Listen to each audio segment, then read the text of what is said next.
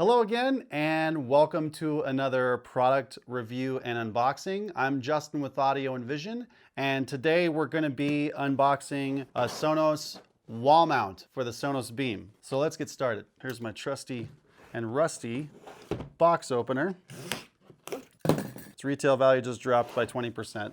So we got a booklet, which is surprisingly bigger than the SONOS Beam booklet, which is about half the size and has like one page. I don't know why you need more documentation for a SONOS wall mount. Let's open it up. Where's the side that opens? All right, let's get rid of this box and that box and whatever that is. So the manual may want to keep that. Here is the SONOS wall mount for the SONOS Beam. So it's got two beveled holes. Those are for flush mount screws, which go into the SONOS Beam. It's got some plastic that kind of looks like rubber, but it's actually plastic. Some offsets. They're either there to keep the SONOS from moving back and forth. It's got some slots right here. It's got 3 on this side, 3 on this side. Those are beveled too, so you can have flush screws going into the wall. And on the back side, it looks like it's a foam so that it's not going to scratch up your wall.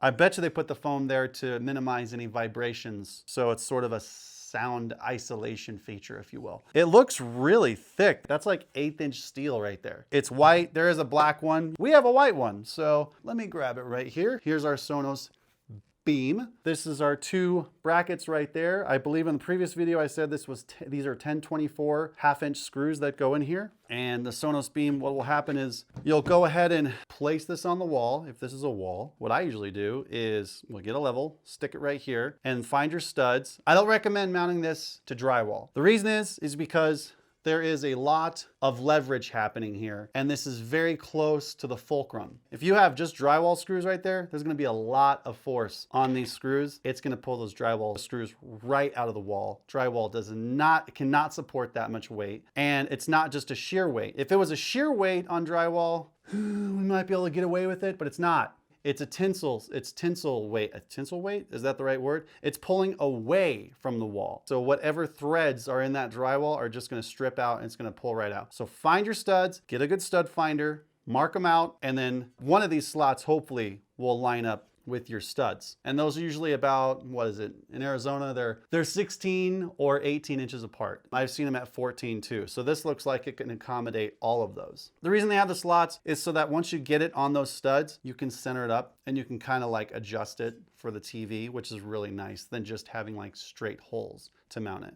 If you have your SONOS Beam right here, you're gonna mount this guy to the wall, and the SONOS Beam goes right here, and it will sit. It's kind of nice, actually. It's really nice. It's gonna sit a little forward. There we go. I like that a lot. It's gonna sit on your wall like that. It's like a little shelf. See that? And there actually is some space in the back for your connections. It's not entirely, if it was like flush against the wall right here, like those connections kind of be difficult. They'd kind of get smushed. So I like the fact that they're giving you a little bit of space to work with. Also, there's probably resonators on the back of this that they need to make sure have room to breathe. On the other side of this, they give you room right here for your connections. Even with it mounted to the bracket and on the wall, you'd still be able to kind of access these connections just barely if you needed to adjust them or reconnect something. So these screws right here, they're look at that. These screws are white as well. They just are thinking of everything. So they give you some white enamel coated screws. There are 6 of these. So there's actually, they give you one of these for every slot. You're not gonna need to put one in every, you're not even gonna be able to. If you have studs at 16 inches, you're gonna be able to put one here and like one here, and that's gonna be it. Anyway, maybe you can do double up. You can try and hit 2 studs. Kind of difficult, but you can try and hit 2 studs with 1 screw, but this looks like it would hold. They also give you 6 of these anchors. These should not be used for drywall. I'll say that again. Don't use these for drywall. These are masonry anchors. These are designed for masonry. They're designed for brick. You can also use them for concrete, not stucco. Stucco's not strong enough not to hold this up. Use it for brick, use it for concrete, or rock, that's it. If you get these, don't think that you're gonna be able to go over to your drywall and drill a hole and stuff one of these in there. It's not gonna hold, it's gonna pull out. All right, so there we go. That's the SONOS Beam soundbar bracket. I think it's a really simple, I like simplicity when it comes to these type of things. It's simple, it's effective, and it looks really nice. That's my video on the SONOS Beam bracket. If you have any questions, put them in the comments section. If you're in the Phoenix area in Arizona and you would like a Sonos beam installed in your home, we're an authorized Sonos dealer, so you can give us a call. And any other integration, we do audio, video, networking, and Wi-Fi. Go ahead and give us a call and we'd be happy to help you out. And that wraps it up for this video. Thanks for watching, and I'll talk to you next time.